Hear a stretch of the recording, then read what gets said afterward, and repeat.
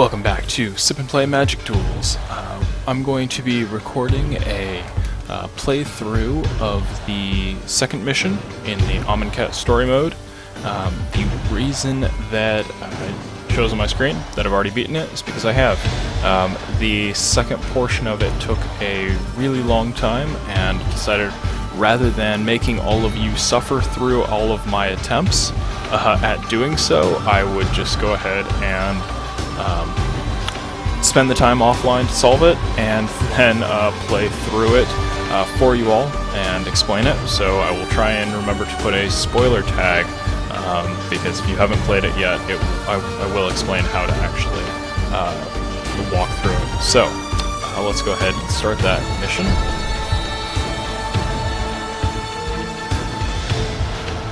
The grand illusionary labyrinth within Kefnet's monument twists and turns you in all directions. You are in the domain of the god of knowledge, who challenges you to employ your wits to pass through. The walls themselves move like liquid beneath your touch. Strange, phantasmal forms grasp at you. You struggle to make sense of your bewildering surroundings before you are lost.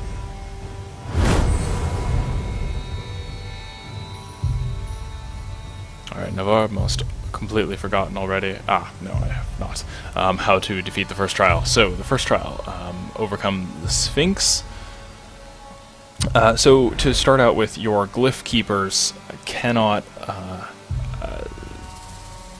have spells cast on them. Or, sorry, I'll just read it. Whenever glyph keeper becomes the target of a spell or ability for the first time each turn, counter that spell or ability. So, what's going to be useful here, because Kefnet has only 10 life left, and so attacking with the two glyph keepers would be super useful, because they do have 5 power each. You have an Open into Wonder card, and this Open into Wonder allows you to select X target creatures, and so that they can't be blocked this turn. However, if you go ahead and cast Open into Wonder on your glyph keeper, because that would be one of the the first time that glyph keeper is the target of our spell or ability, effectively they would counter Open into Wonder.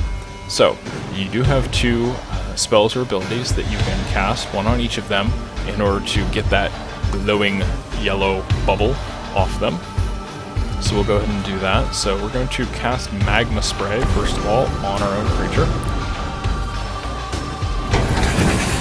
And then, under Vizier of Tumbling Sands, we are going to choose to untap another target permanent. Now this is actually an ability, so we can use this on our other glyph keeper. And now we can use Open into Wonder. Select 2. So we just need 2. For 2 glyph keepers. Go ahead and do that.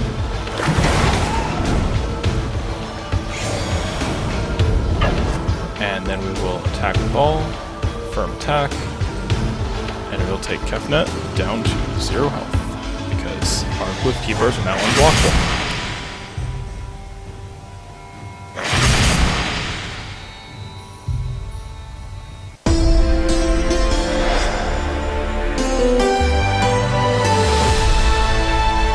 Alright, part 2. So this one was significantly more difficult, at least for me, to figure out. You have, essentially, to overcome this challenge, defeat Kefnet.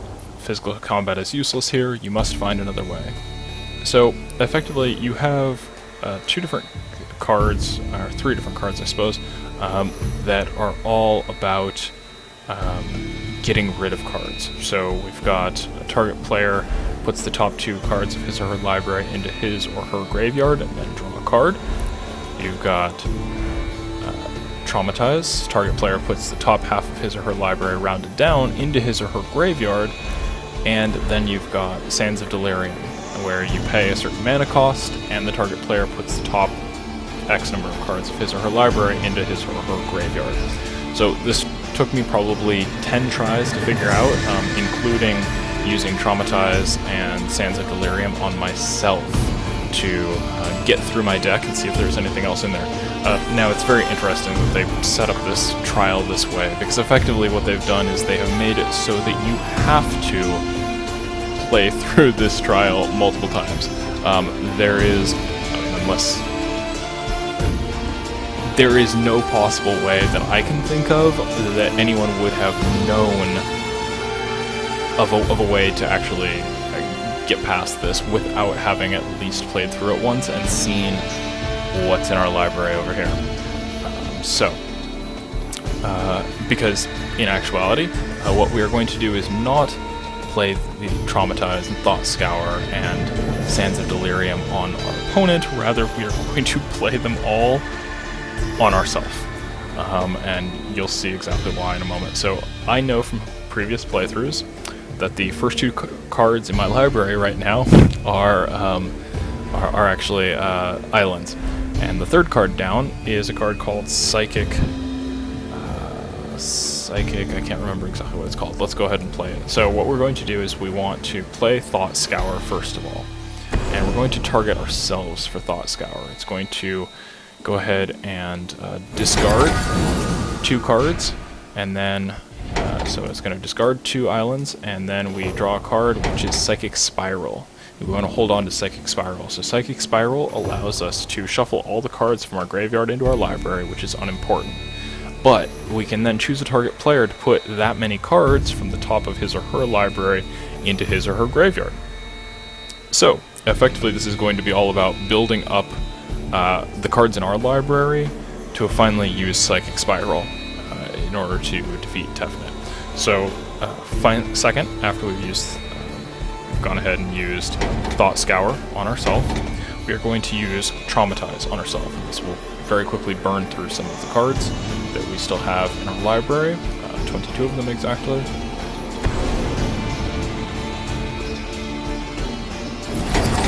And as you can see now, we have 26 cards in our graveyard, and so if we went ahead and used Psychic Spiral, it would only take out 26 of the cards that are currently in Tefnut's library.